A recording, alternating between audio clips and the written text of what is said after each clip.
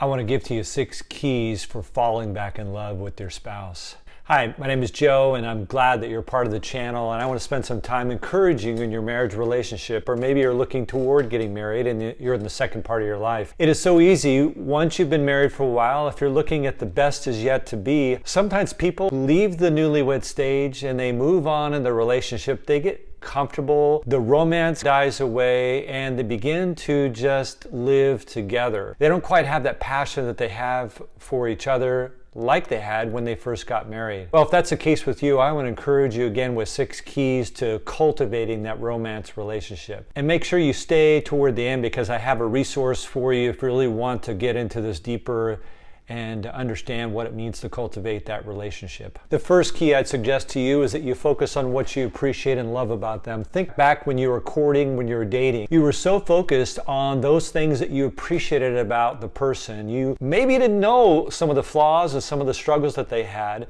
but you were so focused on what they were doing well, their characteristics, the things that they did for you. That's something that we have to get back to. Even though we have maybe known our spouse for a long time, we can tend to focus on the negative. We can focus on the idiosyncrasies and the things that they do wrong. If you're going to cultivate that love relationship, you need to begin to choose to set your mind on the good things, the good qualities, the things that first allowed you to fall in love with your spouse, and rekindle those ideas in your mind.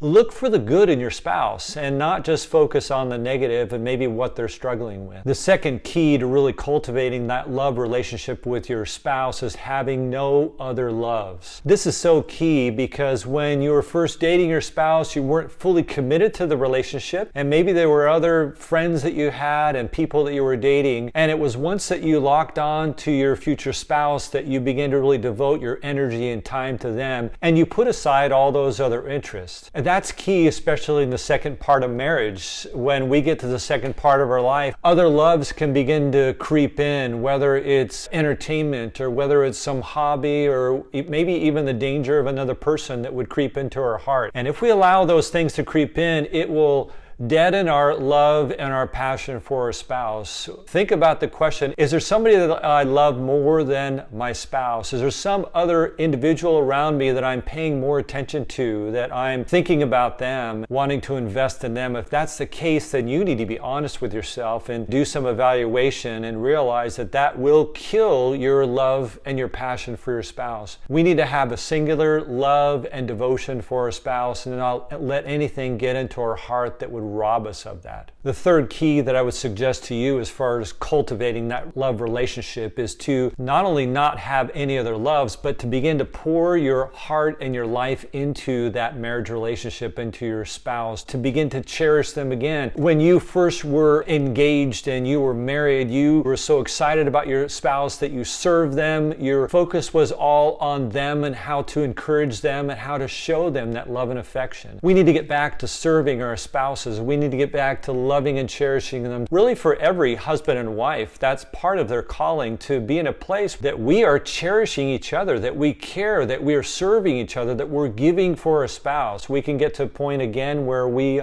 are comfortable in the relationship and we are more maybe focused on ourselves and what we want and what we deserve. That'll again kill that love relationship. We have to be in a place where we're sacrificially giving and loving our spouse, wanting to help them and meet their needs and to encourage them. When you do that, you will see that love for your spouse begin to come back. I just want to take a second and I want to ask you if you would subscribe. If you want to get noticed when there's a new episode, just make sure you click that subscribe button. And back to the show, the fourth thing that I encourage you to do if you want to cultivate that love relationship and have a passion for your wife or your husband, and that newlywed stage is not over, but you can rekindle that, is the way that you talk to your spouse. Do you verbally encourage them, recognize them, tell them that you love them? Or is your communication to your spouse more negative, more critical, more pulling down? It is so important in our marriage relationships that we verbally often express to our spouse the fact that we love them, that we cherish them, tell them things that we appreciate about them. That will begin to reorient your own thinking toward your spouse, and will also encourage them to warm up to the affection and the romance in the relationship. We have the ability to invest in our spouse's heart and life. I think about that verse in Proverbs says, death and life are in the power of the tongue. What a powerful thought. For my wife today, for your spouse, you can either impart life and encouragement and joy and romance, or you can impart death by the things that you say. That's all within the power of your tongue. So be careful how you use that tongue, what you say to your spouse, and spend it cherishing and loving them. The fifth key to cultivate that love relationship with your spouse is to make sure that you guard yourself and in your relationship from all the distractions of life. The reality is that we can spend so much time watching TV, looking at Facebook, looking at Instagram, looking at all these things when our spouse is right there. And we can allow these distractions to be in our life that rob us of that time with our spouse. We need to begin to have the self-control to realize that there's times at which I need to set aside my phone. I need to set aside Netflix and all these things. And I want to begin to just spend the time with them, cultivating that relationship and building into the relationship. It's amazing how easily we can get detached from our spouse because of these other distractions that are in our life. We generally feel disconnected from others because of all these things that have infiltrated our mind and our time. And if you want to have that romance and that love relationship back with your spouse, then you need to begin to put aside those things and to begin to focus more on your spouse and the relationship. And the sixth key to cultivating that relationship,